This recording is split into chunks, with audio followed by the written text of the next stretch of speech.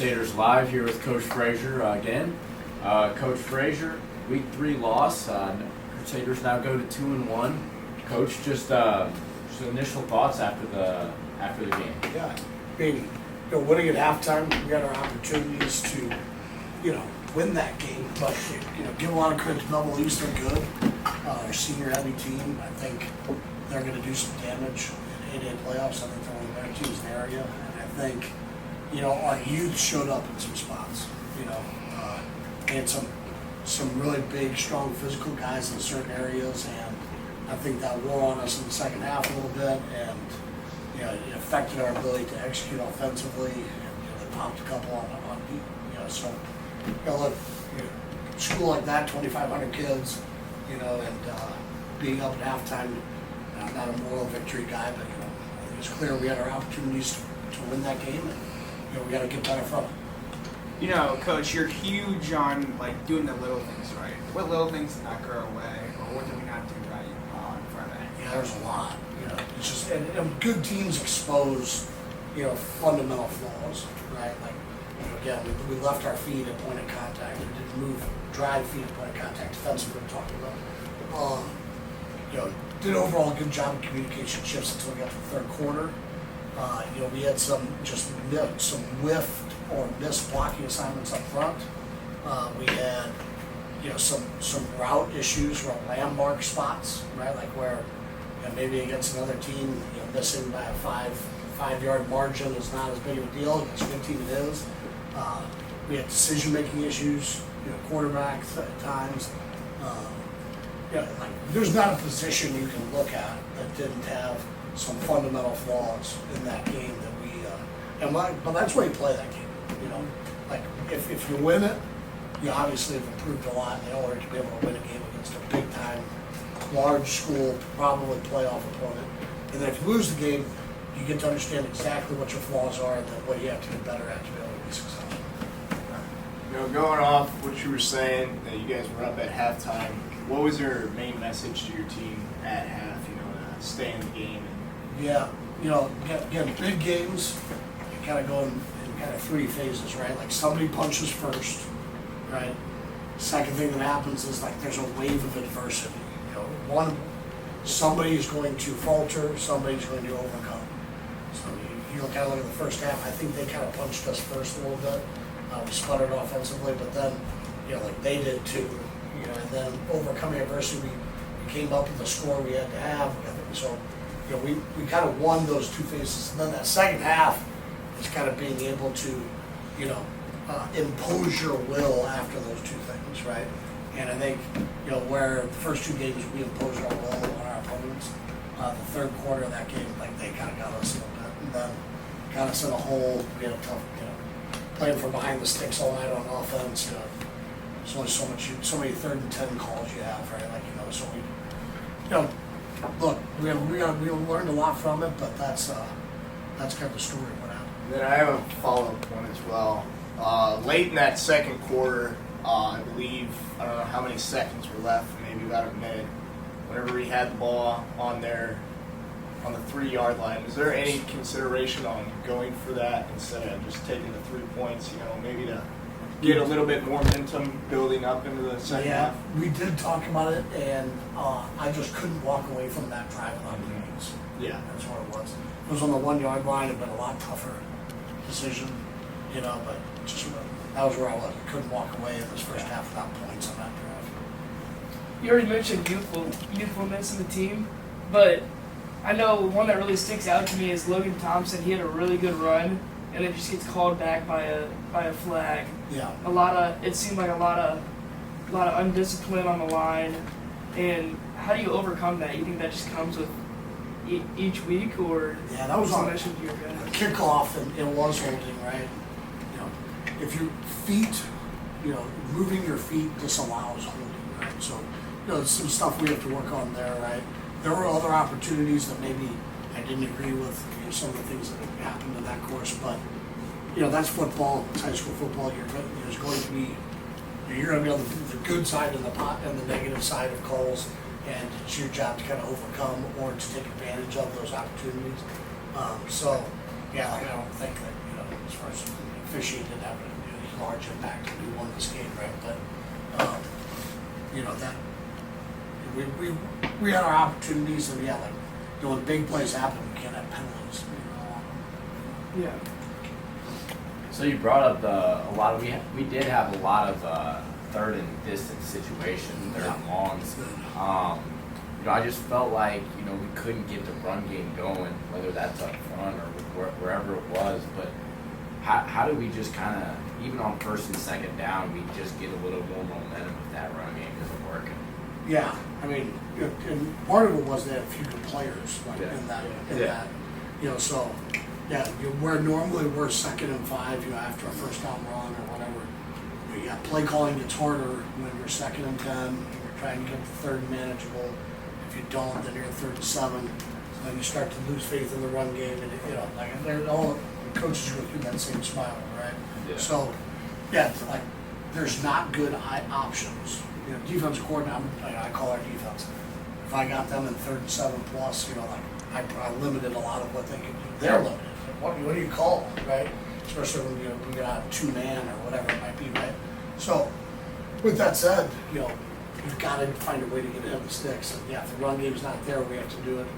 Quick passing game, Right, whatever. yeah. Some of That's those what I was things. going to say. I feel like whenever we kind of got, Eli Bolden and Eli Collins, those guys are quick in space, kind of, even Logan Thompson too. We just got to get those guys kind of in space. Yeah, and that's, I think, we have to execute it at a much higher level, on offense especially. And, we were like, the first 2 weeks we didn't execute at a great level on defense, and then we did a little better that first half last week. But there's going to be opportunities for that this week coming up. We really like the offensive plan. Going to do a couple things a little bit different, and we'll see if it has kind of a dynamic effect on what offense looks like as a whole. I was thinking, everybody knows this might be more thing of outside the team, but we got guys that are used to winning in this program. You got guys that were defeated last year, and you got guys that come to this program thinking, we're going to do this win. And then you lose to a crosstown rival. Is that a challenge for you to keep the locker room together, or is I think the biggest challenge is to ignore the outside noise, right? Because the only thing that matters is what we have to say and believe with each other. There's a lot of people on the outside, right? And there's kids on Instagram, trash talk about it. That is what it is, right? This game has no determinant on what we're going to be in weeks 7, 8, 9 plus, right? Hopefully plus after that, right?